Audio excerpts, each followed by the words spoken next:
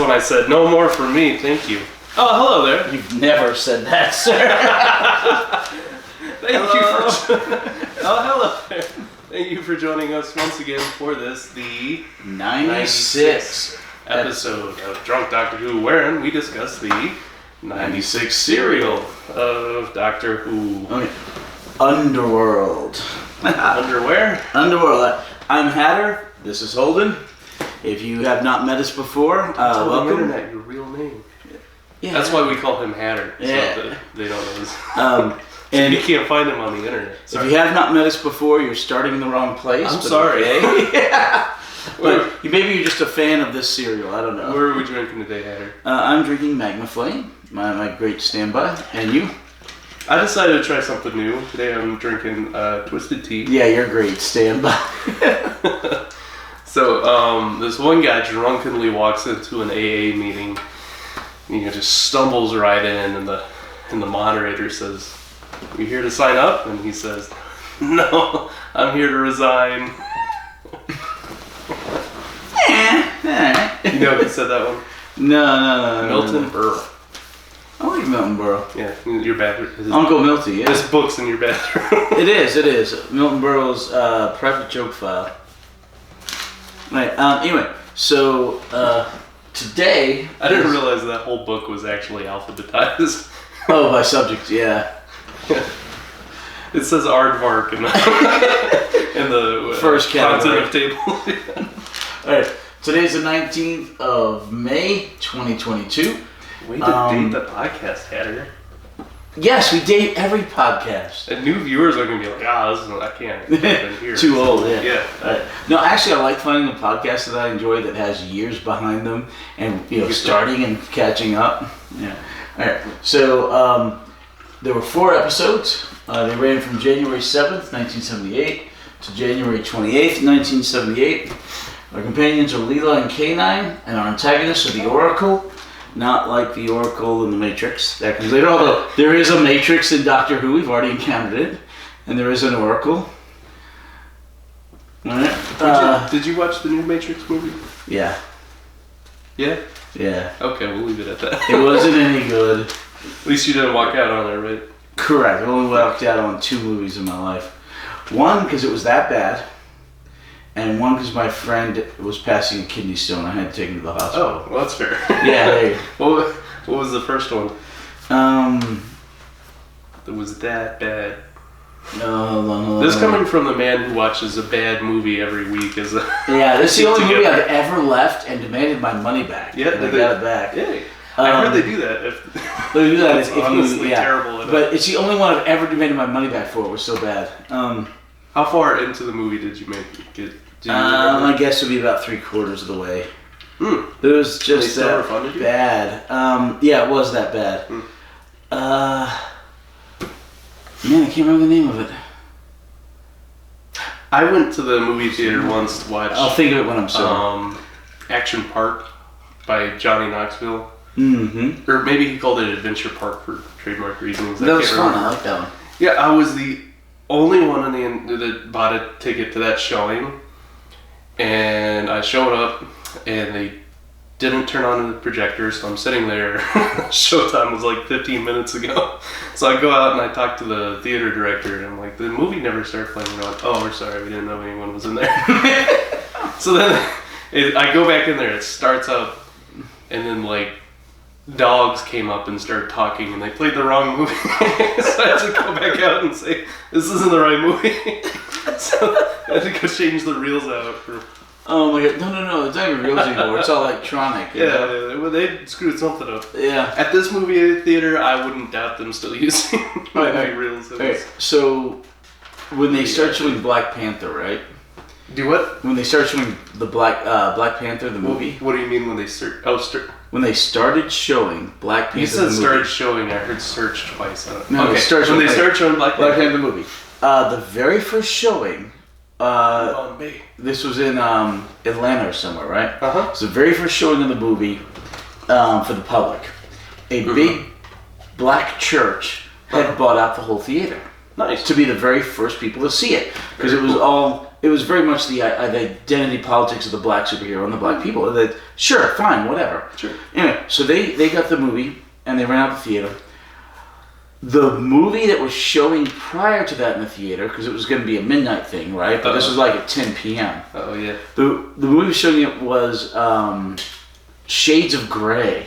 One of the Shades of Grey movies. And the 50 Shades of Grey. 50 Shades of Grey. So it's the movie starts up, and it wasn't switched. It was It was one of the 50 Shades of Grey, and you get. And somebody was taking video. And you hear all these boos at the 50 Shades of Grey. They had to go out and they had to start the proper movie. And not Grey, Black Panther. But it was wrong shade of Grey. But it'd be like going to see the Rocky Horror Picture Show. Right. But instead they show Muppets Treasure Island or something. You know what I mean? It was just that different. And it was just so funny because there's video of it on YouTube. All these people, the movie starts up, they're like, yay! And then a few moments later, they realize what's showing, like, boo! I mean, I do the same thing. It was great. I loved it. That's funny. But anyway, so our antagonists are the Oracle. We're talking about Doctor Who. The Seers, Guards, and Gravity. Mostly the Oracle and the Seers. Yeah. Okay. Which are the same thing, really. Right. Only it's 4 episodes, which is most of the serials now. All of the plot happens in the last episode and a half. Well, no. It's a the first really 2.5 episodes are like. It's a super simple plot. I mean, they kind of had to fill in for the plot. Like it's just action. There's conflict. There's misdirection. And then the plot starts. So I'm like, halfway through the 3rd episode. But really, really simple plot. If you watch this, you're not going to get lost, okay? I mean, it was a mystery. I was kind of lost at first. I'm like, I don't know what's happening. All right. So essentially, the Doctor and Leela show up. They're in the TARDIS, and the TARDIS manifests itself. Yeah. Corporealizes, yeah. Is that sure, a word? whatever. It is actually a word. There's incorporeal, so corporeal must be a thing. Corporealizes, yeah. But anyway, Conversion so to reverb. the TARDIS shows up in basically the broom closet. P7E. No. That's the other ship. We're talking about the ship. R1C? I think so. I feel like, okay, so the ship they were, okay. I don't know if the script writers got it wrong or I got it wrong, because I was convinced that the ship they were in was called P7E. No, the ship. But then P7E was the one they were P7E. looking for, so I guess they were in R1C. Okay. Anyway, so they show up in the broom closet of a spaceship. The TARDIS materializes there. And they come out of the broom closet, and the Doctor's like, well, wait a second. And he looks at it, he goes, he picks up an item, and it says, Made Minos. And he's like, Minos? Minos blew up 100,000 years ago.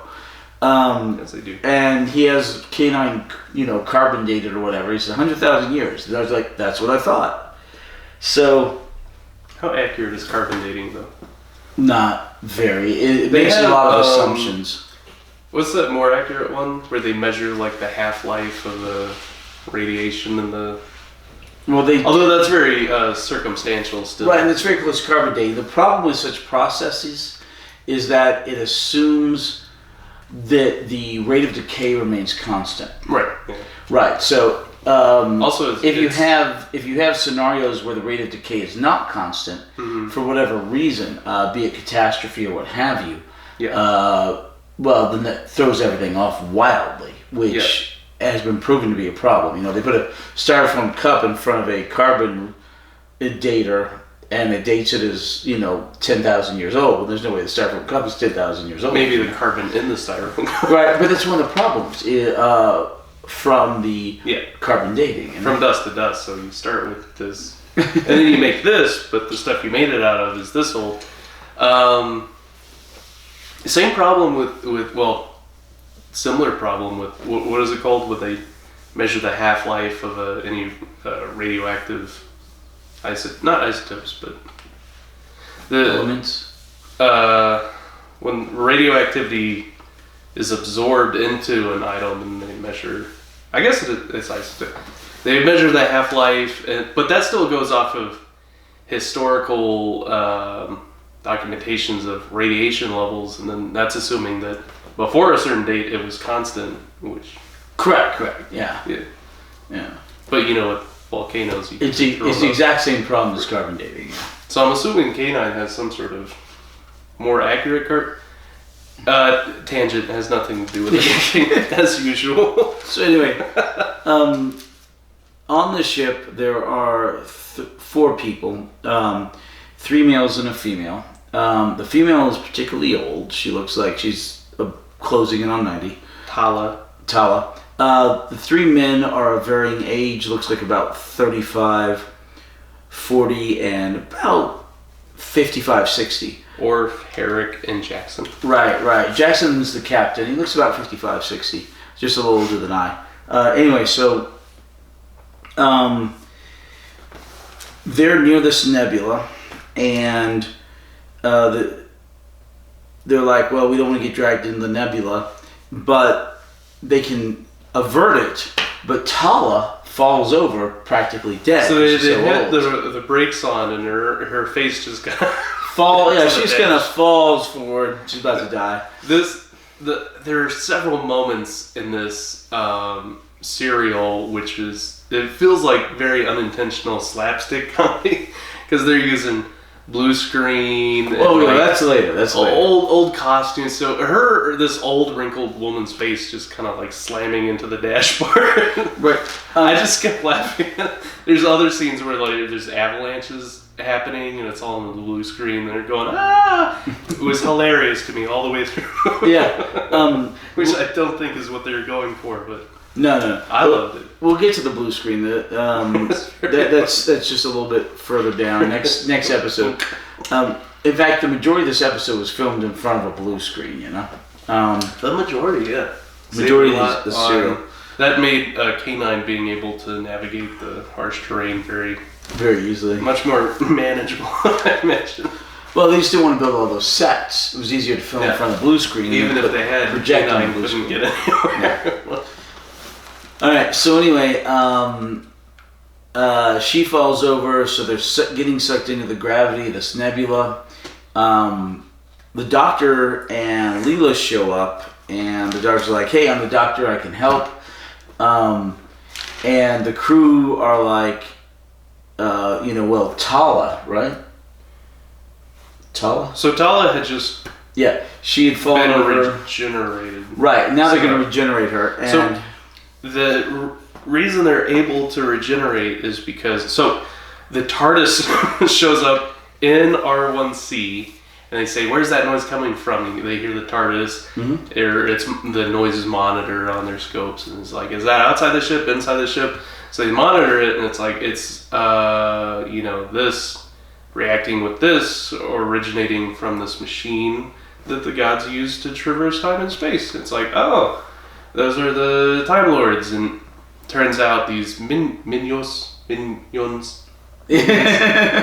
Turns out the minions were a race of people that were helped out by the Time Lords. Given technology, information, knowledge, and they utilized it for some good, but a lot of ill.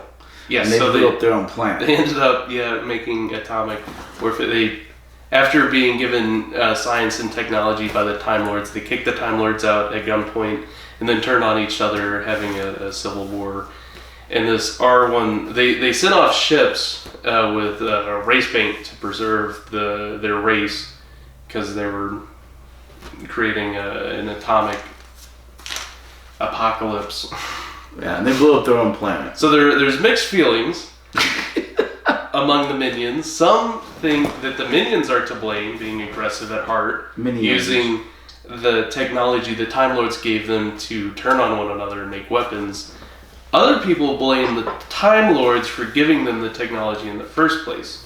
So you sort of see that headbutting ideology between Herrick, who's kind of like a hothead of the crew, the youngest looking one, and Jackson. Jackson, who's the captain, So Jackson's saying, no, it's a TARDIS, we have to find the Time Lord, and then Herrick says, if we find him, I'll kill him. Well, in the meantime, they had started running into that supernova, so they got sidetracked. Yes. Then the Doctor and Leela show up. Leela has a weapon, which is a buckler, essentially, a buckler shield, with a laser on it. Shield gun. Yeah, and she kind of... that seems like the natural evolution of the shield, right? Just put a gun on it. Well, I mean... Because they started putting spikes for shield bashing. Like, correct. We're still using shields. Gun. Well, we still use shields like the... for riots. Yeah. Riot shields, yeah. But that's not really war. If we use shields in war, I'm sure there would be a gun. No, there are. Yeah, there you go. Yeah, I mean, there are. I mean, like turret, if you can consider a shield, a turret shield, a shield. Well, I mean, have you ever seen the gun shield. big howitzer guns? I mean, Do they have shields on them? Yeah, a lot of them have shields on them. You know what are cool is railguns. I've been watching a lot of YouTube videos Oh on my railguns. Have you seen the ones that were put in on the ship, the ones they're making for the Navy? No. The one that the Soviets, the Nazis, built and used in World War II. They're making a railgun. Right. Well, they're developing it, but they had one in, was it Petrograd? That they used to fire against the Soviets. Are you thinking of or vice versa? The super giant gun that they had on the train? What was it called? Yeah, and they used. I think they had it in Petrograd, and they used it to fire on the Soviets or vice versa. It was the biggest artillery gun ever made. They could shoot like 30 miles or something. Yeah. That was not a real gun. They were working on real guns. Wait, but it was a gun. It was a gun. Oh. You got me. You're right. This is why you can't make a bet with Henry. Because okay, that was a real gun. All right. Okay. No, you're talking about the magnetic ones. Yeah. All right. The rail guns. With a gun on a rail. Okay. All right. So anyway. Anyway, like I said, I think it's your turn. Okay. You do the plot. All right. So anyway, the Doctor, Leela... Think very intensely how I'm going to lose this game. Yeah, you really had it. You had all the momentum for a while. Where did he come from? You lost... that was my last move. I took that piece. I don't remember that. Yeah, I mean, you can... That's a bishop? Yeah, 2 humps. That's a bishop. 2 humps. So you can take 2 that. humps is time. Yeah. And then your queen could move. And then I can snag your knight if I want. Yeah. Or your pawn. Yeah. But if you don't take it, or move out of the way, I snag your rook. Can you take a nap or? Yes, that's an option. No, that's not a stalemate. Anyway, so Doctor and Leela show up. The Doctor offers to help. What's his name? The hothead? Herrick. Yeah. Wait, what's the name of the good-looking guy that? Orf. So Orf and Mindy. Yeah. So there's Jackson, which is the captain. There's Orf, which is the middle-aged guy. There's the hothead Herrick, and then is that a bishop? You get that off the board. I can't tell the difference between bishops and pawns. No, we've traded a bishop. I've got both. Oh, this is my queen. That's your queen. I can't tell the difference between my queen and my king. Okay, the king is taller. They're just rocks stacked on each other. It's the number of ridges. 5. 1, 2, 3, 4, 5. They have the same ridges. And the king is taller, and you don't count the base. All right. See, your king has a crown. That's easy. Mine's just a lump of rocks compared to a slightly thinner lump of rocks. These are hand carved. And the wait, is this from Mexico? This should be a 30-minute podcast. It's going to be an hour long podcast. All right. So anyway, apparently there's a fun pacifier gun that gets shot at Leela. I love the pacifier. Yeah, and she's like, "Oh, I will destroy you," and then suddenly she's like, "Oh, thank you." Oh, so first, let me give you my weapon. Herrick wanting to kill the Time Lord because Herrick's the hothead. No, Leela gets shot first. And then Herrick runs up and does that, and then they shoot Herrick with it. I think you got it backwards, but same thing. No. Herrick says, "Thank you, Worf." Yeah, well, she says Leela it gets first. shot. Leela gets shot. I disagree. Would you care to make a wager on that? What would you care to wager? I have nothing left to lose. I'll buy your next handle. You buy my next handle. What's the handle, by the way? What's that, like it's a 1.75 liter, yeah. Okay. Alright, so I'm saying Leela gets shot with the pacifier gun first. You're saying Herrick gets shot with the pacifier gun first. Deal. Alright. Okay. I've got a handle. I never win these. I don't know why I keep making Once. You won once. One and a half times. I don't remember what it was, but you won once. Alright. The Star Wars bit. Oh, yeah. It probably was, actually. When they redesignated the... But remember with the the half mile, the mile and a half? You thought it was a mile and a half, and I was with a half. Every time I'm so convinced. I'm so bad. I'll have a few drinks and I'm just like, I know everything. I have a perfect memory. Meanwhile, I'm like half watching it while I'm taking notes. Alright, so anyway, I think they zap Leela first, and then they zap Harrigan or whatever his name is. Probably. Probably. So anyway, the Doctor connects K9. Oh wait, this is a bishop? Yeah, that's how. So I'm not in check right now. No, you're not in check, but your rook's in danger. But yeah. No, you're not in check.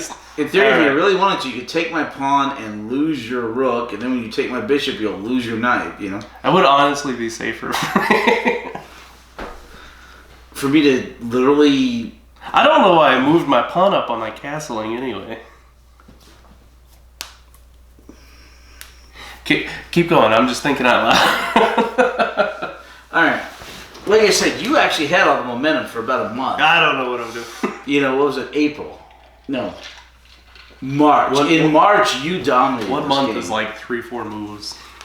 Well, yeah, it was about... Even when I had control of the board. It was about 2 or 3 moves ago. But even when I had control of the board, I was still behind on pieces. I don't think I was ever just a pawn. of this you were game. behind a single pawn. That's all you were behind. Pawn's a big boy. Pawns are important. Pawn lives matter. I managed to snag a pawn from you early on, but that was it. Just one pawn. Alright. Anyway. I'll open with blunders. I'll close with blunders. Anyway. So, the Doctors are like, look, seriously, I'm here to help. And they're like, you a Time Lord? He's like, yes, I'm a Time Lord. Yes. He connects K9 up to the main computer. K9 takes control of the navigational systems, and they manage to avoid the supernova nebula thing. They just go like right through it, right? No, this is when they kind of curve off to the side.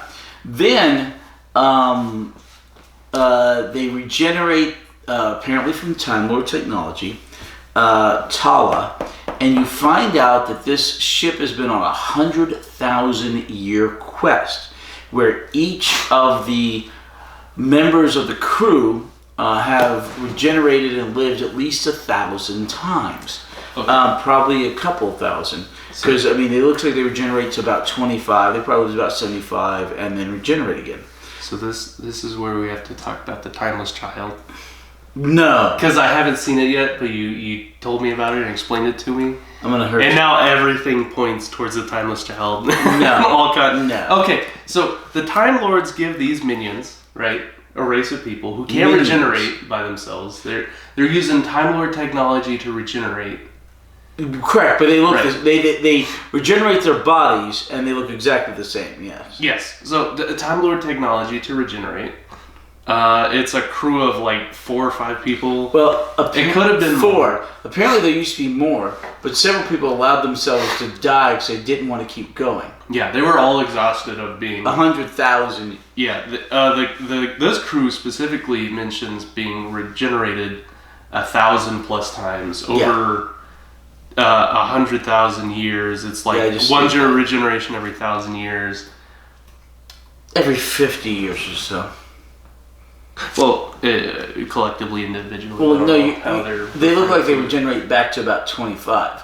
Well, we don't know the average lifespan of the minions. So we know they've been on this journey for 100,000 years. Okay, They speak in the first person of saying we've regenerated 1,000 times. We don't know if Jackson's just saying he regenerated or them collectively have No, I regenerated? think each of them regenerate at least 1,000 times. So that's like probably every 50 to 100 years. Well, 100,000 years, 1,000 plus generations, like one generation. So every 100 years. Yeah. Well, but he says 1,000 times. Plus. It's probably a good bit more than But maybe that. they had an accident and needed to regenerate because of medical reasons. Well, no. Rather than Accidents age. probably would have killed them, and that's why the other people are not there. Yeah, or maybe maybe they got sick and they had to regenerate. So they're regenerating on what is inferred to be Time Lord technology given to them, right? That's how they're regenerating. It's implied. You can infer that, although it's never explicitly stated. Never. It's highly inferred from what the doctor says about them giving them technology. Yes. They regenerate, which means they're using technology to regenerate. And they use the exact term regenerate. Yeah, and they're not, it's not a natural ability. They're obviously using technology to do that. Yes. More than a set of 10, right?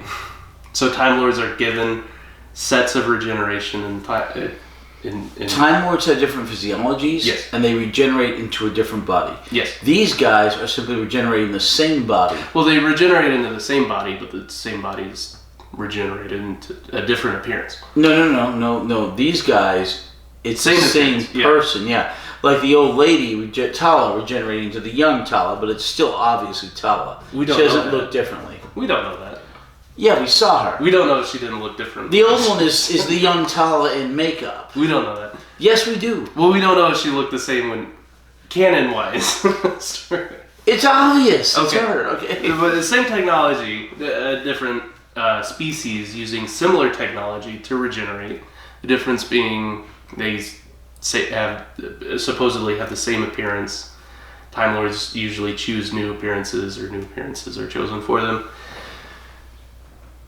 Time Lords only regenerate in sets of 10. They're given 12 regenerations. So 13 incarnations. These guys regenerated thousands. Well, that's because they're using the plus same times. body because they're more humanoid than Time Lords. But to be fair, this is fairly similar to the use of technology to keep one regenerative and young that was shown in what was that movie with the gate? Stargate, yeah. The Stargate, remember? there's a gate, there's stars. But remember Stargate, right? Yeah. You've seen the movie? No. I've seen a few episodes. Of the TV show. SG, there's a couple of different shows. There's like 5 or 6. Five In fact, Stargate shows? I think at one point it had surpassed Star Trek for the number of episodes. At one I point. had no idea. Yeah, seriously, there's a whole bunch of shows. But the original movie Stargate, the alien was inhabiting a human body and was using the regenerative process to keep him young. And he says, yeah, your bodies are so easy to regenerate. It's so good, and it's like, well, that makes sense, it's just human physiology. So that's how that technology is keeping them young, whereas in the Time Lords, they have to regenerate into a different form. So the key word to me is technology. Technology is not a part of their physiology, it's technology. Right, their biology. For the Time Lords it is, for the humans it's not. No. Technologies also use technology to regenerate, ergo them being able to give the minions the technology to regenerate.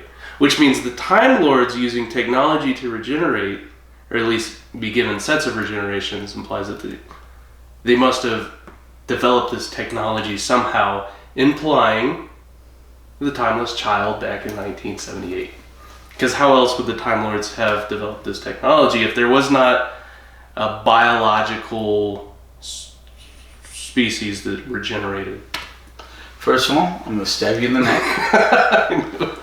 Alright, second of all, stop trying to tie in the Timeless Child. Timeless Child is crap. But, because you can't pass on a physiological thing through technology. And Physiological. You can't be like, I grow hair, here's a piece of technology so you can grow hair. Have you not seen the hair stuff on TV? Yeah, you say, I as a human grow hair, so I can give you my hair roots or something. Okay. We have hearts. It's biological. Yeah. our hearts beat at a certain rhythm biologically. Technology can give us pacemakers for when our hearts don't do well. That's technology. One can replace the other when necessary. But for the Time Lords, it's biological. How did we develop that technology of the pacemaker? By studying the heart. How does the Time Lords develop their technology? By studying something, assumably. You don't just say, hey, this would be cool, and you study, airplanes by looking at birds. You study you develop pacemakers by looking at the human heart and be like, we could recreate that. That's what the Time Lords did with the Timeless Child. They killed him. They regenerated. It's like, no, do that. No. It never says that the Time Lords don't use technology to be given sense of regeneration or to You're making a crap ton of assumptions because you want to show me on the Timeless Child. I don't have the same context, but to me... And I will stab you. This is a tie-in to Timeless Child back in 1978. Which they ever find your body, they're going to come back to me. You were going to stab him. Whoever the Whoever the Timeless Child may be, I think the Time Lords use technology to regenerate. Okay. Which implies they develop. Yeah, and according to the books, they you don't even procreate by looms. Yeah, no. Well, sure. Okay, hey, forget everything you just said. It was garbage anyway. I think it was a good thought. No. All right. So anyway, I don't think Time Lords back at the ranch. Biologically is. Where were we at? They just passed through the pink wormhole nebula. There's no okay.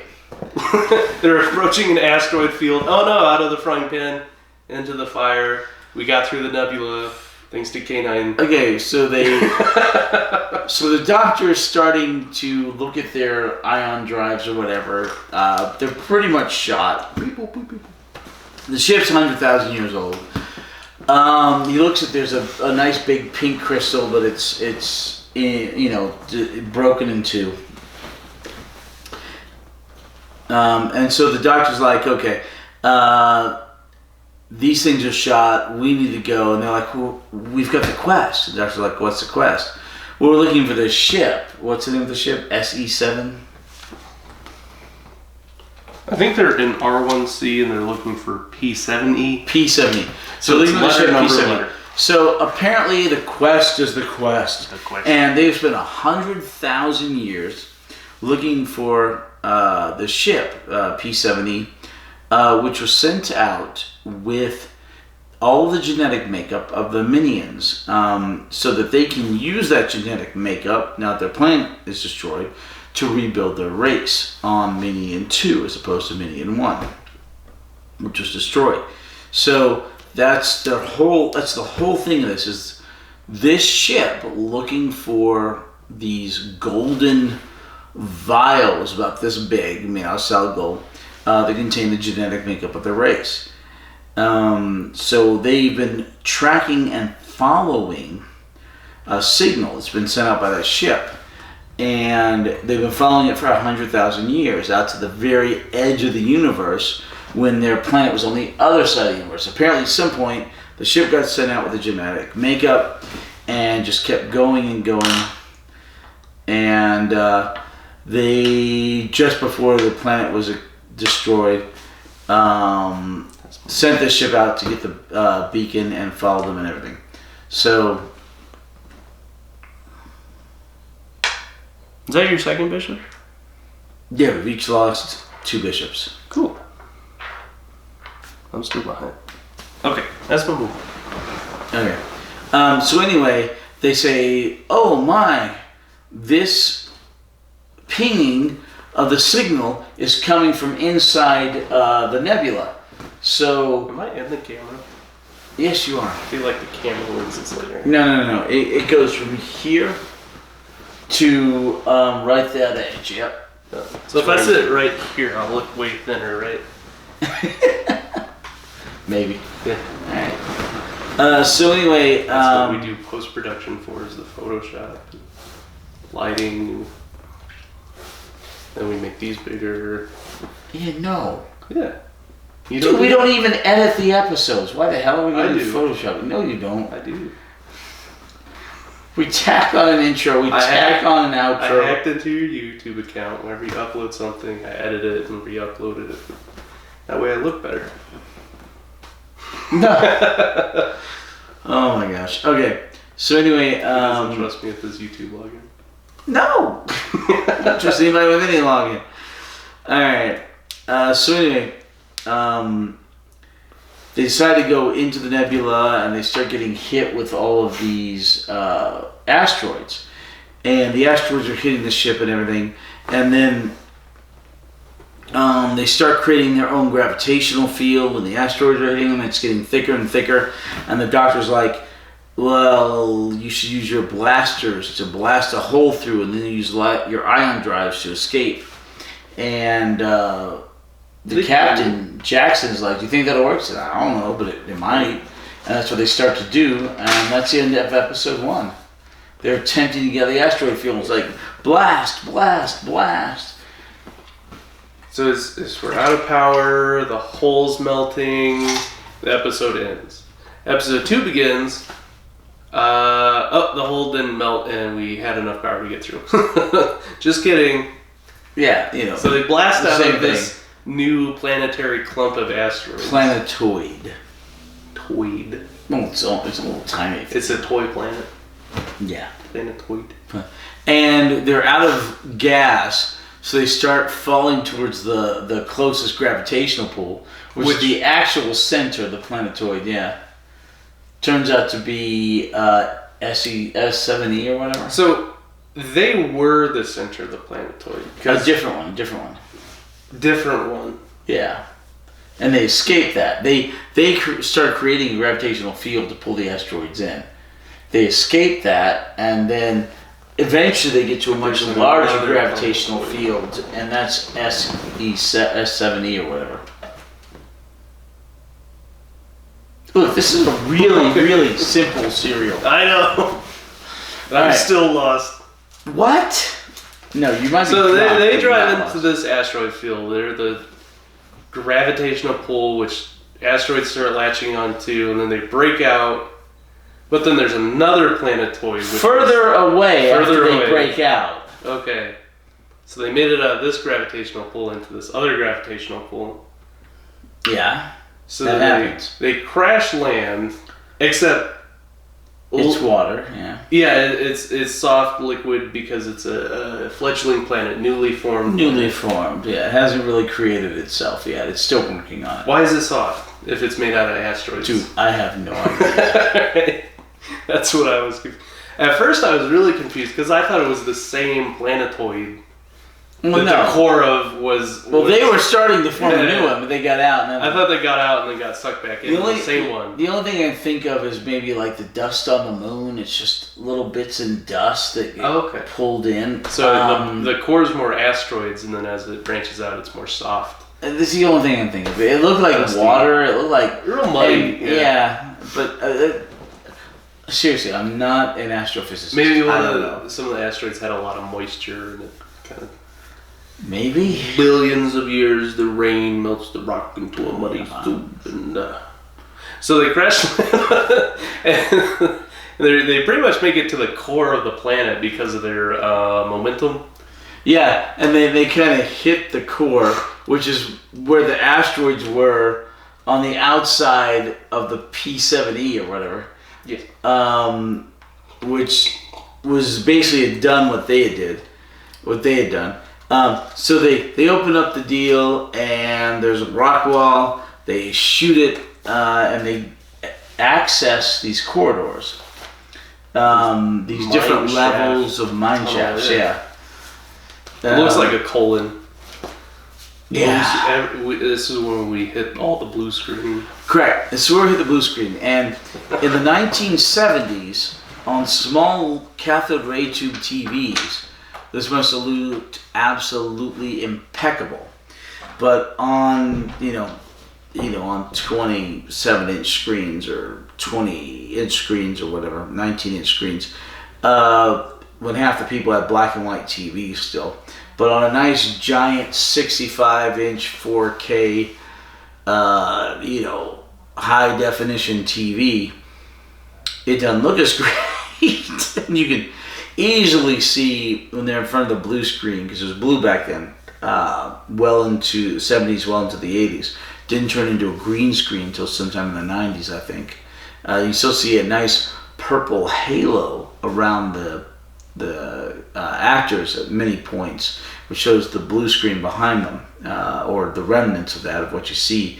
And they'll be running, and if their legs are bare, their legs look really skinny because some of it is kind of absorbed by the blue screen behind them. But, it is what it is. Technology has gotten better, and you have to accept the old technology for what it was.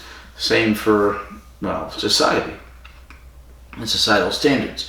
And you have to accept the old ones for what they were. And, hence Talons of Wing Chang. But anyway, so they run around in these tunnels. Turns out there's people in there. And you have a society of the Underworld with, looks like 4 different levels of people. You have the workers, i.e. the slaves. You have the guards, and these are both human. You have the seers, and they're completely covered head to toe. Looks like some sort of S&M outfit or burqas or something. And at the very top you have the oracle, and it's a very strict hierarchy. Turns out the slaves, the workers, and the guards are descendants of the original Neoans from the spaceship, who had ended up in this nebula some tens of thousands of years ago, and these are the descendants of them, still surviving as this planet continues to be built by space debris and dust and asteroids continuing to form and glob onto it due to gravity. Apparently they dig out caves in the ever-forming rock. There's at least 9 levels, and they use that and they process it to make food. That part's never explained, like, ever. So don't know how they turn rocks into food, but so be it.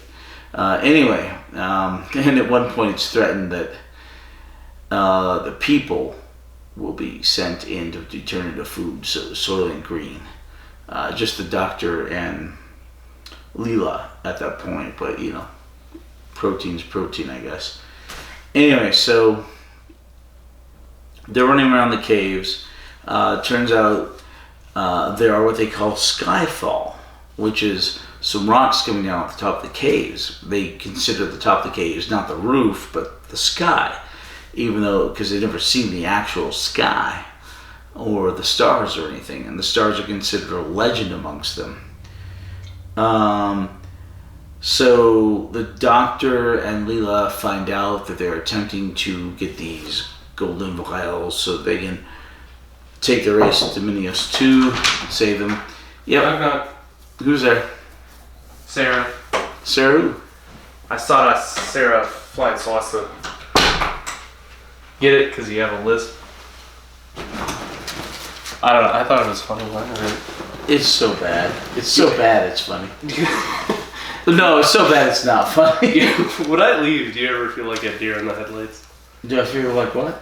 A deer in the headlights when I walk out and you're just left alone with... No, not normally. I just keep masses of the internet. Yeah. Mass. We get like 12 views per episode. We have 29 subscribers, and 12 of them will view in a given day. Did we lose a subscriber? I thought we were at 30. We might be at 30. Who unsubscribed?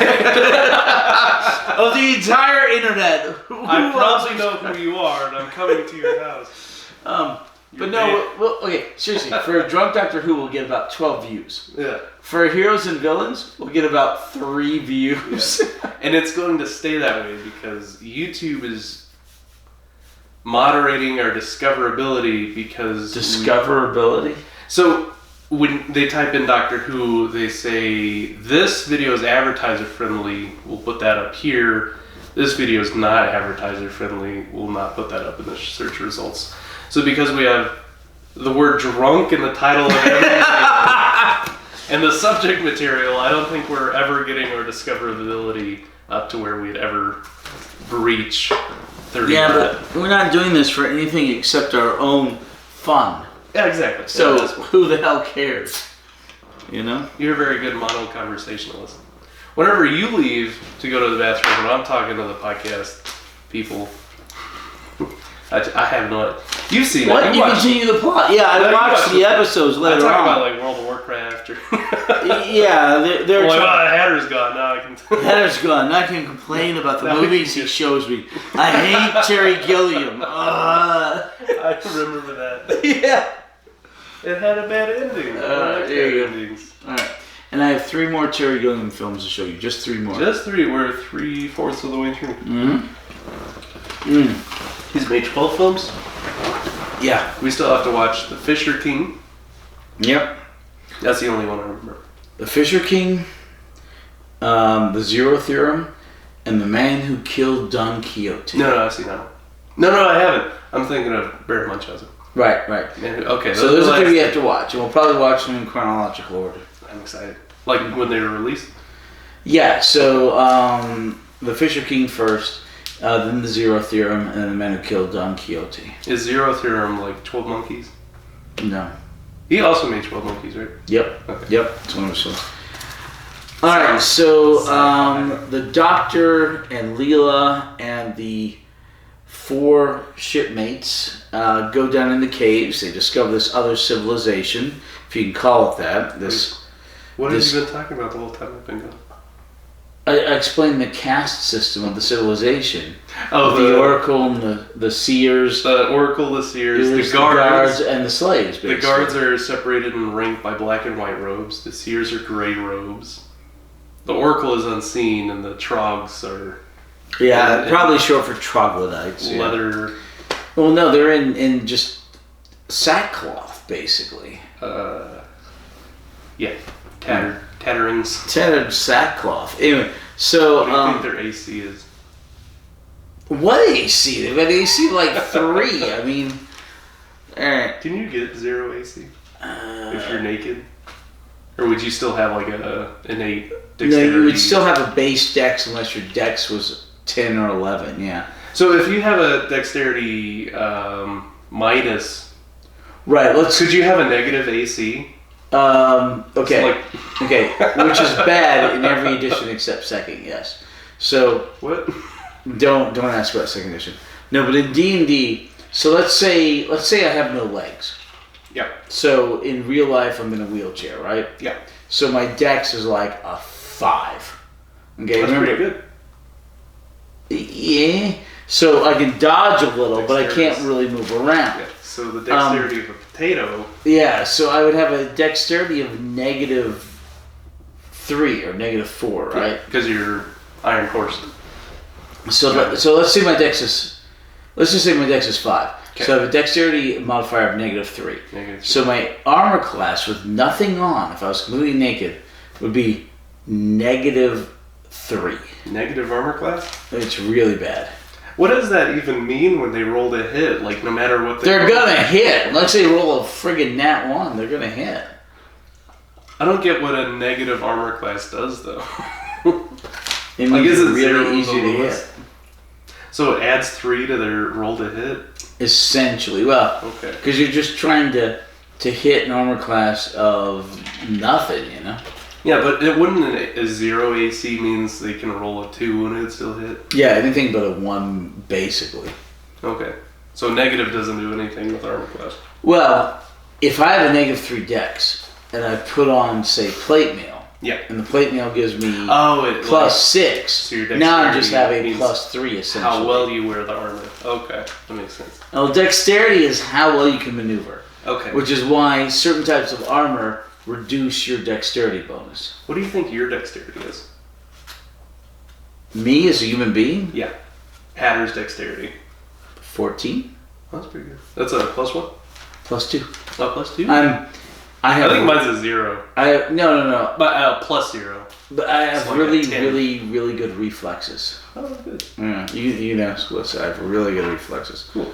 Kind of like what's his face in Big Trouble in Little China. Not that good. You've seen Big Trouble in Little China, right? I have. Okay, good. All the way through. Good. I watched that entire movie. Do you need a pen? I thought you were going to throw it at me. No. Oh, that's my I'll pen. be nice. I started trying to bring my own pins to the podcast because I'll get tipsy and then I'll be messing with your pins. And I'll like drop them inside of your sofa. And one day I was thinking about it, I'm like, I probably got through like a pack of Hatter's pins. There's probably like 12 pins in this sofa. Oh my god. Okay. Like, I'll bring one from home so I don't lose one of Hatter's pins. How many? Go ahead. You go. They're on like 7 editions of Dungeons and Dragons? 5. So they never went past 5? I thought they made they're going to. I thought they made like a 6, but everyone liked 5 more, and they went back to. No, we're on 5th edition. Is 5 everyone's favorite, or do people like? No, a lot of people love 3 or 3.5. Cool. Why? What's the main difference? It's because like they mess up how combat. 3rd works or edition something? gives you a metric crap ton of options, but there are problems with that edition because they give you the capability to really break the game. 3.5 still gives you a crap ton of options, doesn't quite break the game, so a lot of people like it. So these are like mid-maxers that like 3. Yeah, they'd rather role play than role play. So 3.5 is options but still balanced? No, it's not quite balanced. Oh, okay. But it's better than 3.0. Are you excited for edition 6? No.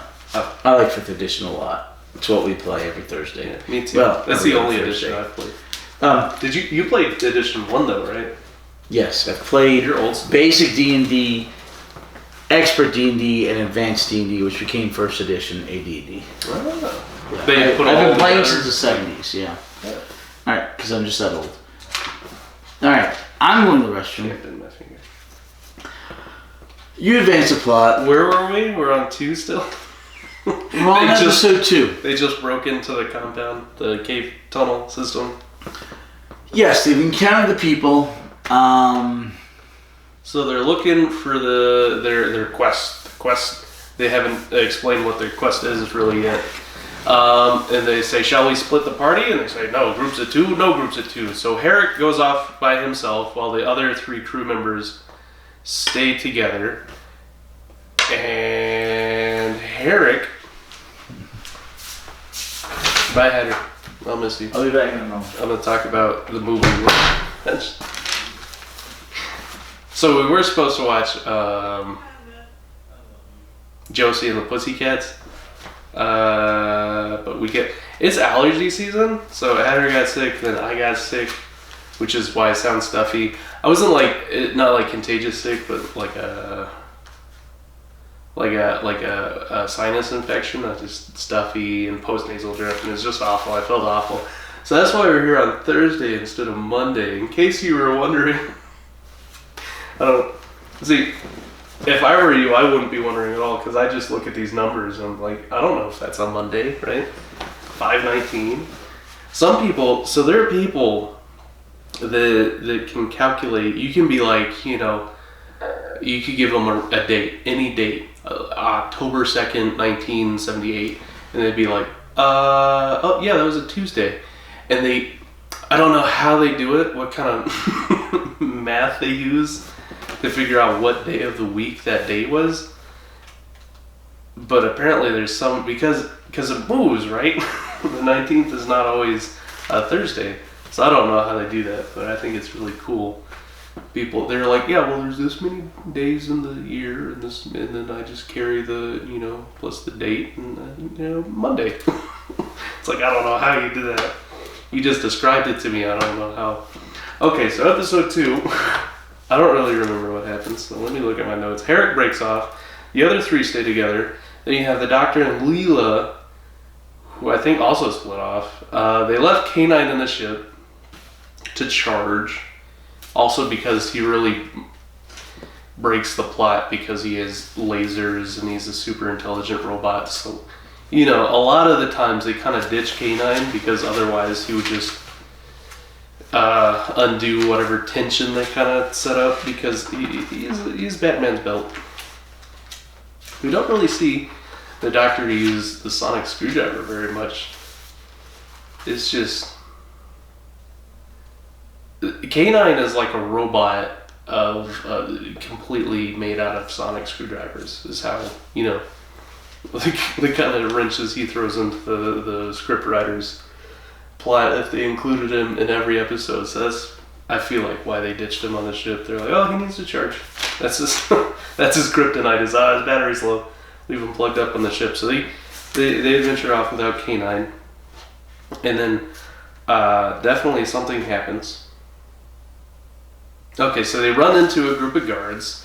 The guards now realize that they're being invaded. Basically, okay. So we talked about the class system. The Trogs wearing the scraps and the guards that have the BDSM outfits and the black and white, and then the Oracles in gray. I'm sorry, the Seers in gray. So here you have these Minios, Orf, Herrick, Tala, and Jackson, and they're wearing these kind of golden space suits, and they have the shield guns. And they show up, and then what I really don't get is a guard sees Herrick, and he goes, look, it's a Trog, shoot him. It's like, how on earth do you think that's a Trog? He's wearing a golden spacesuit and has a shield gun. And they're like, he's not me, so he must be. Their ideology is kind of, there's one and there's two. There's 1 plus 2, but there is no 3 in the universe. It's only me or not me. So you remember the scene where Herrick runs into the guard? So we were talking about the hierarchy. You have the Trogs in the scrap clothing. You have the guards, they're in black and white, or the Seers in gray. And then we were talking about the minions, the Miniosins. Minionians? What do you call them? Minions. Minions. Wearing like the golden white spacesuits, and they have the shield guns. Mm-hmm. So the guard in black runs into Herrick. So this guard in this black uniform sees Herrick in his gold white spacesuit and his shield gun, and he goes, look, it's a Trog. It's like, how does he think this guy is?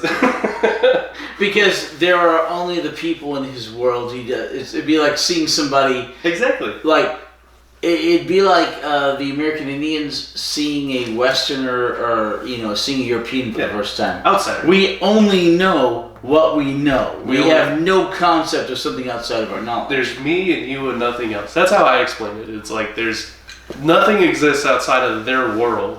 They are the chosen ones. So later that comes into play with the Oracle saying, "I am the greatest." It's like, well, we haven't gotten there yet. So anyway, after that conflict, they basically cordon off the tunnel system, and they say, we're gonna gas them out. We have to gas out the Trogs. They're invading us, so they're closing these blast doors, and they start pumping gas in, and it leads to conflict where the Doctor and Leela had rescued Idas? Yeah, Idas. So they rescue the Trog guy, Idas, and they're taking him back to the ship because he's injured and they need to treat him. Well, he crawls into the ship. Yes. Well, they're escaping together or something. And the gas starts flooding in. So just after they had gained his trust by saying, I'm a Time Lord, I'm the one that gave your people the technology. Right, he's like, oh, gas, it's a trap. And he starts wrestling with the Doctor to get away. The Doctor holds him down. He passes out because the gas is specifically set for their race, not set for others. Like, I don't even think it's lethal gas. It's just a knockout gas. Yeah. So he gets dragged away by Leela. We just put the asterisk. Doctor is a Time Lord, so he's less affected by everything. Well, he has a double respiratory system. So respiratory bypass system. You don't even start that. Okay. Right. So the Doctor goes out and he messes with the stuff and he says, "Okay, whatever can be blown out can be sucked in." He versus the polarity. They never say it, but he does it. Cheers. Polarity. All right, you need more drink. So right. You rewires the circuit. And it looks like the Doctor passes out. End of episode 2, right? Yes, yeah, when he's working on rewiring the circuit. Right.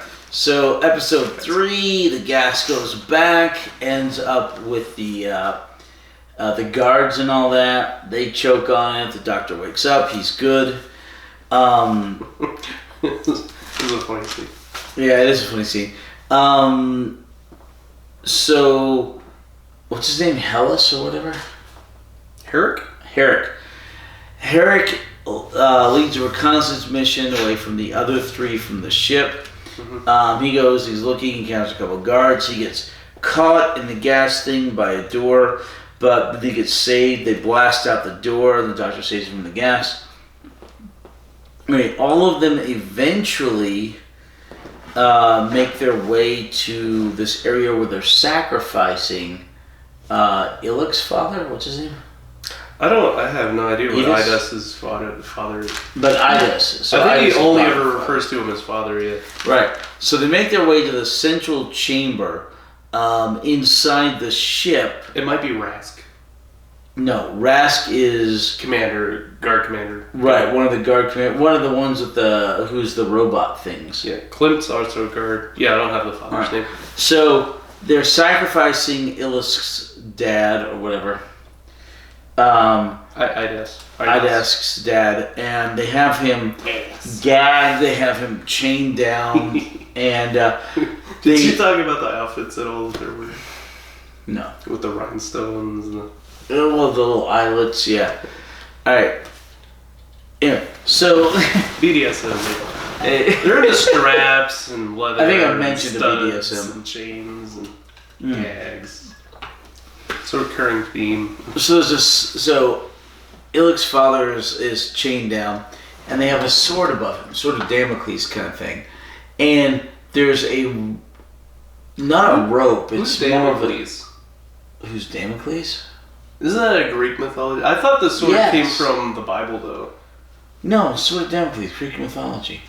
But there's also like a biblical story where some guy in Egypt dreams of a sword being dangled above his head by a hair. Only being restrained by a hair, there's a sword dangling. But I think biblical Are you thinking text Nebuchadnezzar? is older than Greek mythology, so I don't know where the story. But they call it Sword of Damocles. I dispute the origin. I don't know if that's where it started or not. Alright, we already have one way, Joel. Okay, so the sword of Damocles is hanging over this guy's head. It's gonna pierce and kill him, and they raise a burning fire in a pot or receptacle up to it, and there's a cloth banner that's kind of holding it up. Technically, yeah, a very small brazier. But anyway, so the doctor and they go in to try and rescue him with the son. They keep me from jiggling when I'm running really fast. That's called a sports bra, sir. Brazier. Anyway, so Brosier. Right, what's his name? Iliac? Idus. So the doctor, Leela, and Idus manage to get captured, so they get taken to the main throne room. Idus. Help you remember it. No. What is that called when you associate things? It's called alcohol, sir. Alright. That's an association. What? It's okay. No. You're pointing fingers. I think I won this bet, by the way, because here's my thought. My what do you call it? Here's my reasoning, my recollection, my reason. So when they get shot by the pacifier, they say, "What's his name? Thank you, Orf." Right? So they run into this situation. Leela doesn't know Orf's name, so that means Herrick got shot first. Said, "Thank you, Orf." So that way, when Leela gets shot, she now knows his name is Orf. So she also says, "Thank you, Orf." You're wrong. That's why I think Herrick got shot first. All right, continue. Sword of Damocles, Brazier. So anyway, they managed to rescue Illich's. Excuse me. Idus is dead. It's gonna sound awful on the audio. Idus. Yeah, I don't know his name. They managed to rescue Idus' dad. I just gave you the. What do you call that? Stupid. That's what I. The word association when you're trying to remember someone's name. There's a This is not ASL, you know? not sign language. So you meet a new coworker. They tell you your name. You try to remember their name. You associate their name with something physical about them, right? No. So IDAS sounds like the word I and ass with a D. So you think IDAS. That's how do you remember this? Really?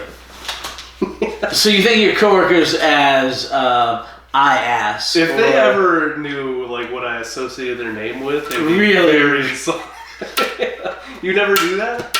I'm awful at remembering names, so I need to come up with whatever the word is to remember their name. Really? I'll associate something about them. Hi, Ashley. Sorry, Ashley. Exactly. Really? Yeah. So you think of a female coworker, all you think of is ass and Lee. Well, no, eventually I just remember their name, and I don't have to think of the whatever I use to remember their name. But when I first meet somebody, yeah, I'll associate their name with something about them so I can remember their name. Because I'm bad with names. Apparently people good with names don't do this, but... No, I'm horrible with names. I just This is a very... fail at their name so I remember their name. I'm not going to thing. remember based on a body part. Well, it doesn't have to be. It could be something they're wearing, something they do. So... Hello, biggest dickus. How are you doing today? He had a small penis, by the way. Mm-hmm. Biggest Dickus. Who's the guy that replaced Biggest Dickus? And what? There's another funny name. Oh. Octavius Rectus or something. No. You're talking about Monty Python's The Life of Brian. Biggest dickus. He has a wife, you know. What was the wife's name? Incontinentia. Incontinentia buttocks. Oh my gosh. Great movie. Great movie. I love John Cleese. Yeah. And Monty Python. Yeah. And he was, Monty Python's not his name, though. No, John Cleese is one of the 6 The group members is of called Monty Python. Yeah. Why'd they come up with that name? I don't know. Alright.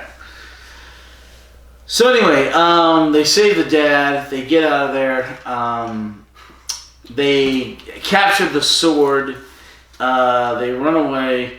And then the doctor's like, well, but Helmsman, or whatever his name is, Herrick, he gets captured. He says, I'll hold him off. I'll hold him off, and he holds him off at the bridge until he gets shot down. But he doesn't, I think he's just waiting to die. His space shoot is a lot more laser resistant than the guards, because they shoot the guard dies. He gets shot several times, and he goes, ah! So how many deaths do we have this serial? It's kind of in flux, because there were a lot of deaths at one point. 18. We had one death all the way up to episode 3, Mm-hmm. and then we ended off episode 4 with 18 deaths. Just had a large series of deaths. A lot in of people episode died. 3, yeah. So Herod gets captured. They haul him off. They ask him what he's doing there. He's just like, well, we're the Minions. We're here They put on this torture device, which is a pair of headphones playing Nickelback or something. Every time they turn around, electroshock therapy or something. He tells them why he's there. The Minions are looking for the genetic material. Should be in a couple of gold vials about the length of a man's hand. And they're like, oh. So the robot people who finally show themselves, the seers, and they're androids. They look like minions, not to be confused with the Minions. The Minions, big Twinkies. They are like, well, yeah, we have long since evolved from them. They're Buddhist minions that open their third eye. Oh, yeah, they got 3 eyes. Is that Buddhists or Hindu? I don't know. So they go and they're like, they go to the Oracle and they're like, well, like you said, reasonable bad guys. So I'm like, well, wait a minute. If we give him what he wants, he'll leave. Let's give him what he wants. So they go to the Oracle, and the Oracle says, well, here it is. And they give it to them. They give it to him. And, right. So the seers are very reasonable because they're like, well, if this thing's conflict, we'll just give it to him. We don't care. Yeah, we're losing. We are losing. The main bad guy, the Oracle, is very not reasonable. It's a very, what's that, HAL 9000? What's the name of the movie? HAL 9000, is that the name of the movie? 2001: A Space Odyssey. Okay, 2000. It's very 2001: A Space Odyssey. So they go to the Oracle. They say, "Hey, if we give them these tubes, they'll leave." The Oracle goes, "Why should we give them what they want? Why shan't they be destroyed by what they seek?" And so he has 2 fake tubes. Right. You find out they look like the tubes. They're 2 fake tubes. They give it to him. What's his name? Harrigan. Herrick. He It's walks like forward. Eric, but more hairy. Herrick. Herrick. Yeah, he walks forward. He's got the dude. I don't know. People in there singing body part. It's polite. That's it. It doesn't have to be a body part. Harry Eric is not a body part. Who's the Harry? You see the mop on his head? So he walks forward. He has the golden cylinders. Yeah. Not everyone's named Hatter. Yeah. The quest is over. The quest is over. We have it. So they go back to the ship, and it's like, wait, what was the end of episode 3? The Crusher and the Trog passing out while they're pushing. We have a ways to go. We're only halfway through episode 3. To that? Okay. Yeah. So they go back to the ship. They have everything they want. They go to the ship like, we're going to take off. And K-9's like, wait a second. Jackson really wants to get out of that. Yeah, Jackson really wants to get out. Can't blame him. K-9's like, wait a second, we left the Doctor and Leela. Because they left K-9. We were talking about how they left K-9 charging in the ship because he has to recharge off the nuclear He takes battery. all the tension out of everything because he's kind of like a plot hole fixer. True. Super intelligent robot dog with laser gun. And the writers are always like, "Oh, you stay on the ship." Sometimes so we can put conflict in the tension. Right. So anyway, K-9 says, "Wait." K-9 says, wait. We don't have the Doctor. We don't have Leela. So they send K-9 off to find the Doctor and Leela. You don't have to make a move. We've already made a move. No, I'm just looking at the move you made. Yep, I took your my second night. Yep. I was having fun with that one. Oh, sorry, he's going. Yeah, he's going. All right. Anyway, so then, so K-9 goes out to look for him, and the Doctor and Leela and what's his name? Idiom. Who? Idas. Idas. Idas. I refuse to go there. Right? Well, you refuse to get his name right as well. Sorry. What's the other one's name? Annalise, Ashley, whatever. Yeah. Harry Eric. Ashley. Yeah. All right. So they go. They don't all have to do with ass. Apparently they do. As Harry Eric is Harry. Yeah. No. All right. Oh my God. Apparently, heaven forbid we come across a woman named Titiana. All right. There's okay. Tala. All right. So the Doctor and Leela, then they try to get back into the. I don't think I need help remembering Titiana. Try to get back into the core of the spaceship of. You know what yours was? What? I didn't need one because no one's named Hatter.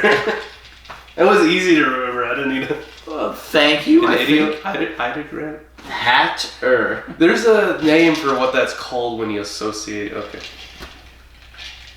I don't remember what the word is. I'm not allowed to bring my phone into the podcast. No, we're not. Otherwise, we'd be able to talk to you. No, I not out of her. Right. As we shouldn't. Oh my gosh. Hello. This podcast is probably longer than the actual serial, which it shouldn't be. No, I think we're blazing through. It's a simple serial. Yeah. I think this is going to be one of the shorter ones. Maybe. All right. Anyway, so they managed to get into the control room. They brought the sword that they took from the sacrifice of Idiom's father, Idia. Idas's father. Yeah, it works. God, I hurt you. All right, Idas's father. They have the sword. They use the sword. They put the sword in the deal. They turn it. They turn it. They turn it. They get the actual golden tubes, the actual genetic material, and then they race off back through the air ducts in the tunnels, in the caves till they get back to the ship. Why does this race of minions who are given Time Lord technology Minions. use a sword as a key? Because sword is incredibly traditional. Because the Time Lords are still using staffs and sashes as keys. That's true. Wow. Alright, very traditional. Because after a while they forgot what it even did. They're like, this is staff, it's ceremonial. No, it's the key to the power source of your planet. Oh yeah, we totally forgot about that. Okay, that's actually true. Alright, that's actually true. Rastalon's sash. Rastalon staff, Kia Rastalon, yeah. Rastalon's ass. Alright, so they get back to the spaceship.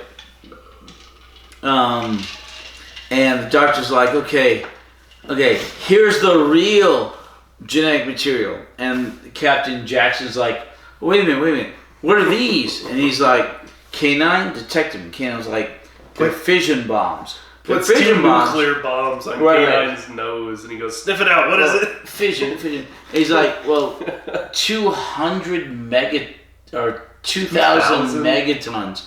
Holy crap. So the doctor's like, well, I have to get rid of these. So the doctor runs off, and he runs back into the caves, and he runs into one of the seers. He's like, hey, could you direct me to... The seer's like, you, arrest him. They grab him. That's almost 2 gigatons.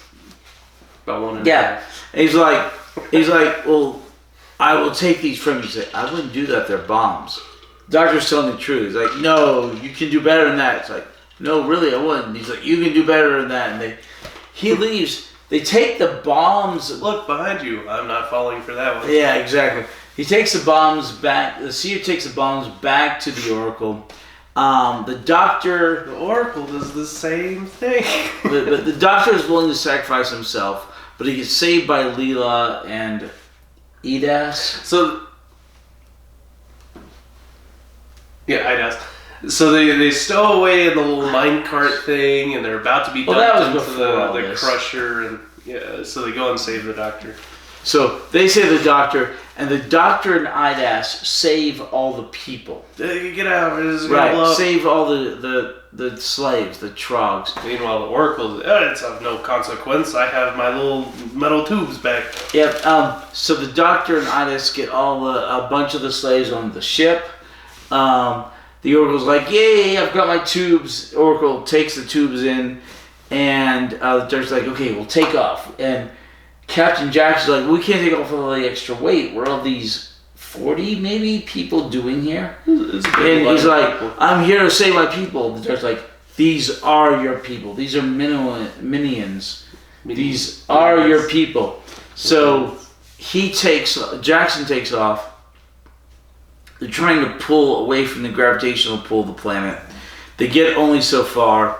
And then the Oracle's like, no, these tubes are not the right tubes. This is not the genetic makeup. No. And defuse them. And she's like, get rid of the bombs.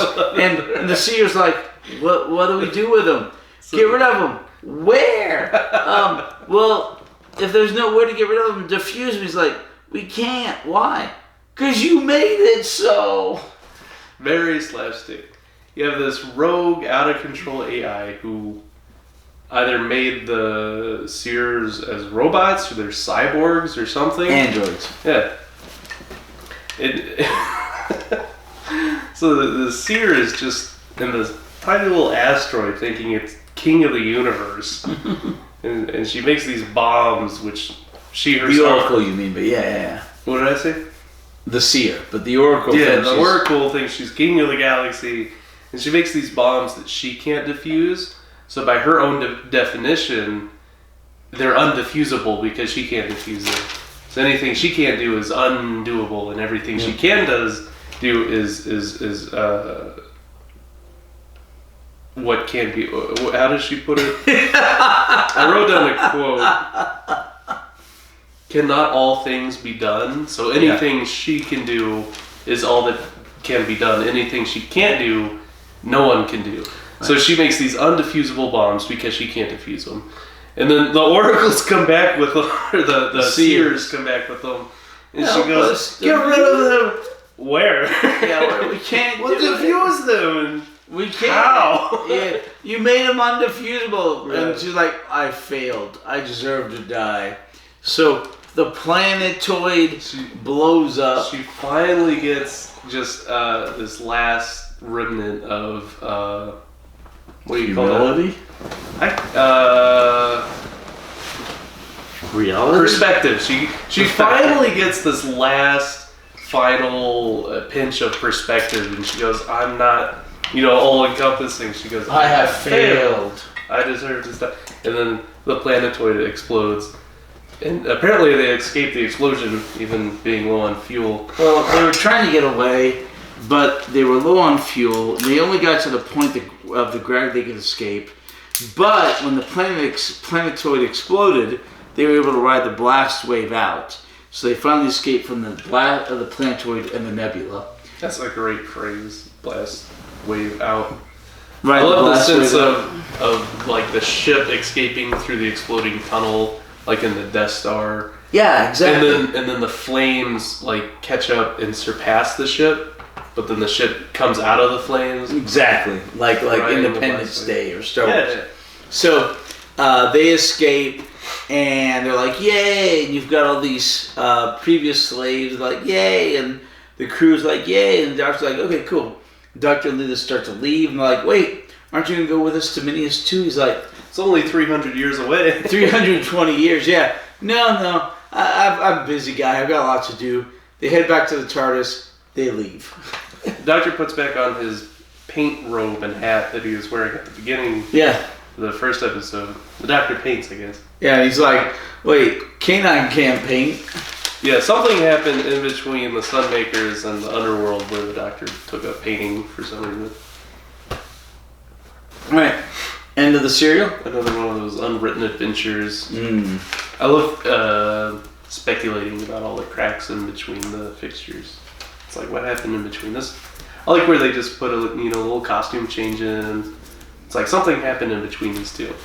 They're not so back to back. It kind of fills in the. I really enjoyed the villain of this series. The Oracle. The Oracle. Yeah. It's very Space Odyssey 2000, very Rogue AI. 2001. 2001, The Space Odyssey. Very, very HAL 9000. I love it's, that's it. Underworld, yep. So, goes back in here. We pull out the next one. Invasion of Time. Season finale. 6 whole episodes. Yes. So, continue with your liking the bad guy. You think it'd kind of be turning into a trope, like a Rogue AI is a very popular theme. We're getting, especially nowadays, everyone's talking about AI. So everyone's talking about AI being the end of the world. They're coming out with all these TV shows of like Android in humans. Doctor Who, this goes all the way back to not the War Games, but the War Machine. Yeah. Remember the final serial? The penultimate serial of what? Was it Troughton or Hartnell? Wotan? Yeah, Wotan was Hartnell? It might have been Troughton. I think it was just barely Hartnell. It was Unit. No, Unit came later. I think it was barely Hartnell. There's another Wotan like that. That was the Autons that had Unit with the. It was the third Doctor. Did we talk? I kept referencing how it was a W, but they pronounce it like a V. Mm-hmm. It's Wotan, but they said Votan. Or the other way around. Wotan, but they say Wotan. I found out watching Django Unchained that it's a German word. Was it Wotan? Mm-hmm. Is the name of a German mythological god of something, whose daughter is Broomhilda, which is it's Wotan's daughter, who's in the tower that's guarded by the dragon in German mythology. Folklore. Which German folklore comes from, what is that? Gaelic? Something. Saxon? Well, no, German on its own, but in this serial, there was the folklore of the tree. Yeah, and the dragons guarding the tree. Very right, and the people in it. Right, it was very Vikings guarding. There was there's a whole lot of mythological stuff in this that we literally haven't talked about. Yeah, well, a lot of underlying themes. That's what I prefer the simple plots because they can flesh them out and add details and stuff. Whereas, they go with the overcomplicated science jargon. It was so straightforward. So straightforward. I like the straightforward plot because they build a really solid villain. They get some good supporting characters in there. They flesh out the companions. They don't have to worry about overcomplicating the plot and making sense. I agree with you. I really like this one. I really like the villain. The Hell 9000 is the Halo series. The Oracle. I keep doing that. I have to come up with I still can't remember what that's called. What's called? Where you associate a word with an object so you can remember the... Iconography? Something. That's not the one I'm thinking of, but it probably means something similar. The Halo game series, they have AIs, artificial intelligence, but their lifespan is only 7 years because they begin to kind of defragment or collapse on themselves, which is kind of what I imagine this here. It's this spaceship AI, and this AI was made to defend their race bank of the... Well, but they've been there... Yeah. But it's been there 100,000 years. AI has just driven itself into insanity, and its entire purpose was defending these two little capsules, so it makes this entire... hierarchical colony structure around defending these two golden tubes. Mm-hmm. So then she makes these seers, these cyborg robots, and they go, hey, the conflict's ended if we just give them these tubes. And she goes, no, those tubes are my purpose. But she doesn't tell them that. I just thought it was a cool way to do it. She gives them the fake bomb tubes, yeah. I thought it was a cool way to do the whole HAL 9000 thing. Because Hal just becomes too smart for his own good, and he knows that, until it's he starts unplugging him.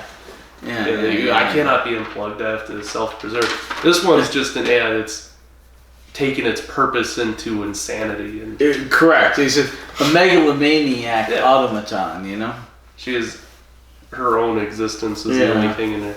So I love when she's finally bested. It's just that little glimpse of perspective, and she goes, oh, I failed. I deserve to die, and I will. All right. So great villain. What are the questions? No, agreed. Not the best, but a pretty darn good villain. I have the serial is so straightforward. We're looking for this. Will you help us? Yes, I'll help you. We get it. We got it. Good. We're done. Okay. Goodbye. Classic. Yep. All right. So, what are your other questions or comments? I have a question from the Oracle. Mm-hmm. Cannot all things be done? Yes. Okay. Just wondering. So, this might be out of order. We talked about some of my regeneration questions and the timeless child stuff. I just want to skip down. Yeah, screw the timeless child. I just want to skip down to the end here because that's what we covered most recently. So Jackson is obsessed with his mission. His mission is to preserve the minions. The quest is the quest. The quest is the quest. That's his purpose. Exactly. That's his whole crew's purpose. And he puts that above his own actual people, the minions. Well, he has to be reminded of who they are and what they mean. In a way, but his perspective is, if we take on this extra weight, we all might die. But if I leave them behind, I know we can probably make it clear. But the doctor explains it to him. And I can... They are his people. They are the genetic material he's been looking for. So it's the classic moral question of, do the ends justify the means? Which I have a problem with that phrasing of the question. Because when you say, do the ends justify the means, morally we're trained to say, no, the ends never justify the means. Is...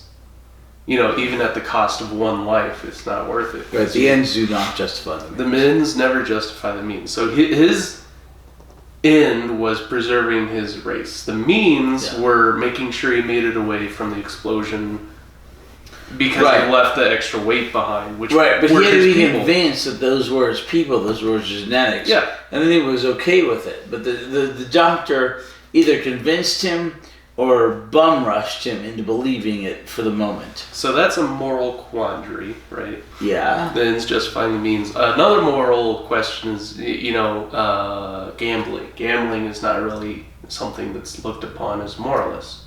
Wait, what? Gambling, they always say, it's a vice, right? People get addicted to gambling. So you talk about gambling in church, it's like, no, throwing No, balls. it's not in the Bible. I know, but most people that tout themselves as moral. The only arbiters time will gambling say- is ever mentioned in the Bible is they gambled for my clothes. Yeah. It's never mentioned a bad thing. I'm not Never saying it's mentioned a good mentioned. thing. It's almost never mentioned. It's a moral trope that people tout themselves as morally high, often look down on gambling. Gambling is something that's seen as immoral because the environment usually it's a vice. There's other vices involved. It's not something that's it's it doesn't a risk. mean that it's a. I know. Yeah. I'm not saying it is, but I'm just saying it's a what do you call that? A juxtaposition. Okay. So people say, we agree. I'm trying to follow you. I really. Okay, so here I'm trying to reword the question: do the ends justify the means? Because No, whenever they don't. you word it that way, our automatic moral response is the ends never justify the means. But if you word it as, do the risks outweigh the possible outcome? So he took a risk by taking on the extra weight. It could have been total annihilation of his race. He could have lost his people and the race banks to their chance to further their race, right? He gambled it because he said, we don't have enough fuel for all this extra weight, if we take all these people with us, we might not escape the explosion. We could all die. Right. Is that gamble worth it? He knows that he can probably make it out of the explosion and restart his race, but it's at the but he would be leaving those people behind, which is wrong. But he can gamble, saving their lives at the risk of them all dying. Is that worth it? Is that moral? Okay. Would you jump into a lake to save someone who is drowning? Even Yes. though they might pull you down and drown you. A drowning man always wants to pull. Yeah. Well, there you go. That's the whole point. Yeah. Save everyone you can, or at least try to save everyone you can, even if it means your own demise, because it's the right thing to do. I don't know why I wanted to have a philosophical discussion. No, that's one of the questions I wrote down here. What's next? Was Captain Jackson's struggle with the ends justifying the means, or taking the gamble to save the extra lives? You Because take I always as think many that's people as you can. interesting, yeah. You do. So we see the doctor being this moral guide for Jackson, right? Right. He's saying, these are your people. These are the people you have to save. It's worth Right. it. The risk is Right. worth it. And then but at the beginning we see the doctor being kind of immorally treating K9. He uses him as a Canine. He uses him as a coat rack. He tosses his coat on him. You never He see ignores that. him. He tosses his coat in that direction. You We never constantly see the doctor's opinion of K9 in flex of whether or not he's a companion or if he's a machine. He goes, This "That's my literally dog." contradicts He goes, what "Shut you up." said previously. What? In previous episodes, you've literally said otherwise. No, I've said I've said the same thing, that it's in flux, that he recognizes K9 and as a friend, as a companion. He goes, "That's my dog. That's a good dog." And then other times he goes, "It's just a computer. It's a machine." And we see that again here, where it always seems like at the beginning of the episode, he kind of has a discolored taste of K9. He goes, "Shut up, machine," and throws his coat on him and kind of ignores him. But at the end of the episode, where K9 saves their lives, does some calculation, shoots something with a laser, he goes, "Good dog. That's my dog. That's my companion." Mm-hmm. So it kind of feels like the doctor becomes soured of people as he's in isolation with them. So he's traveling around on the TARDIS with K9, and at the beginning of the episode, we see he's kind of soured towards K9. He throws his coat on him. He goes, "Be quiet and shut up." as K9 saying, "We're not alone. We're not alone." He's like, "Be quiet, machine." Kind of we see his opinion in kind of in flux of because he doesn't like machines or computers, so that means he wouldn't like K9, but he does like K9. But sometimes. So what's the question?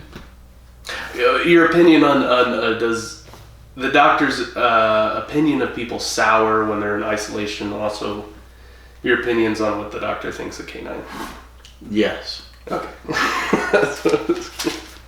I don't know. Just yes. I mean, does the doctor like K9? Because sometimes he acts like sometimes the doctor acts like he doesn't like Leela.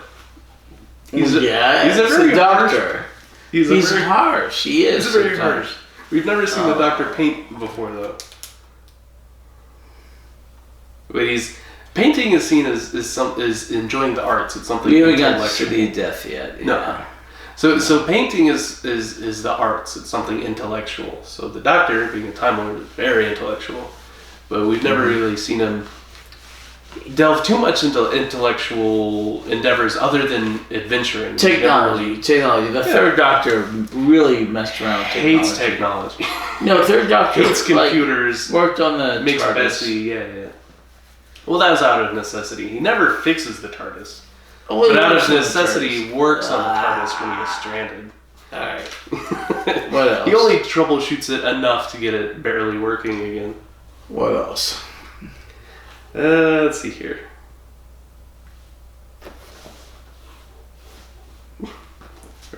What are you doing? Don't ask. Don't bukkake me. What? I think we might have covered it. These were very open-ended questions for us. Because the plot's so straightforward, I kind of moralist kind of. Same as it ever was. Same as it ever was. Same as it ever was. Same as it ever was. This is not ASL. No. It's the Talking Heads. Is that a movie? The only Talking Heads. Yes and no. Talking Heads is a musical group, but they did do a movie. They did a movie? Yeah. You ever watch that movie that's like the silhouette of the guy and the robot head and they're making fun of a movie? What is it called? Odyssey something. I have no idea what I'm talking about. You know what I'm talking about? The robot head silhouette and he's making fun of whatever's on screen. You're talking about MST3K, Mystery Science Theater 3000. Yeah, Mystery Science Theater. Oh my gosh. That's what I'm talking about. Yes. I don't know why I'm talking about that. Oh, the Talking Heads, yeah. Alright.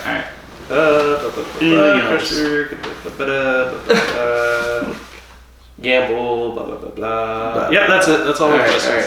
Okay, so seriously. So that's it for this week. That's it. Next week, we're going to do a Heroes and Villains. Finish up the Third Doctor's Heroes and Villains. And a movie. Where are we watching? Josie and the Pussycats. Hey. And the week after, we'll finish up the season finale. Invasion of Time. 6 parts. So you obviously must tune in again to watch the thrilling conclusion. Our podcast.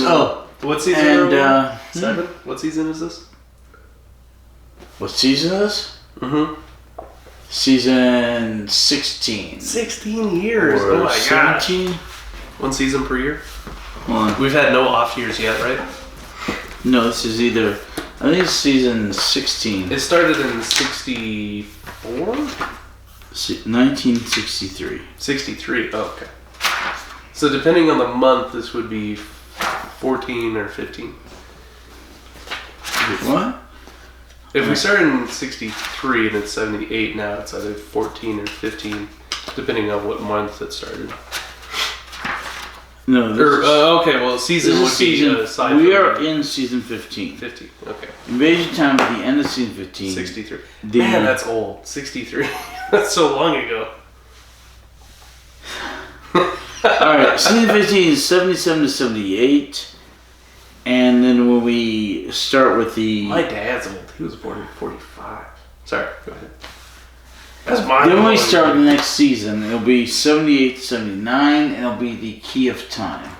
The whole season's called the Key of Time? The whole season's called the Key of Time. First time we have a season arc. The whole season is one storyline? No. Oh. It's 6 stories in one story arc. So are the First time we have a season-long story arc. Are they still naming the serials? Yes, they So are. there's a season name and serial names. Yes. And, to be fair, okay, this is the first time, we haven't done this in a couple of weeks. Oh. The Drunk Doctor Who. We haven't done this in a Oh, couple of yeah. weeks. I was talking about how... Okay, so... Well, just 1 week, because we're just Thursday instead of Monday, so we only missed 1 week. We missed last week.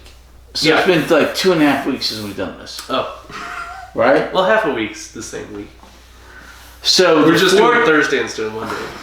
The 14th Doctor has been announced. We have missed 2 weeks. Well, they did. Wow, who is it? They announced the 14th Doctor. I don't know that. Who's the 14th Doctor? Shutai Gatwa. I don't know who that is. Right. He's a young Asian male. No.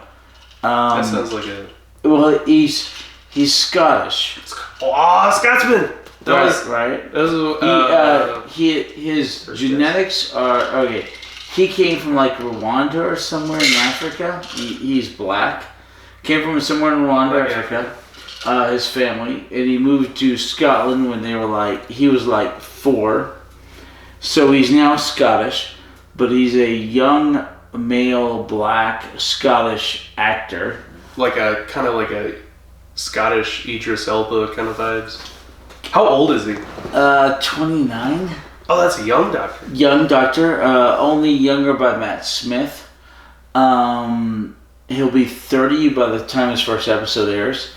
But he was from his main show, his breakout role was a show called Sex Education in the United Kingdom. But he is going to be the 14th Doctor. Hooray. Cool.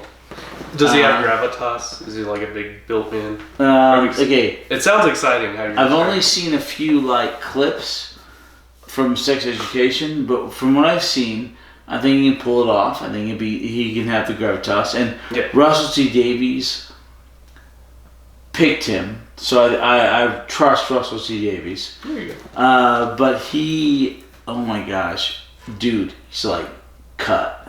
Yeah. Yeah.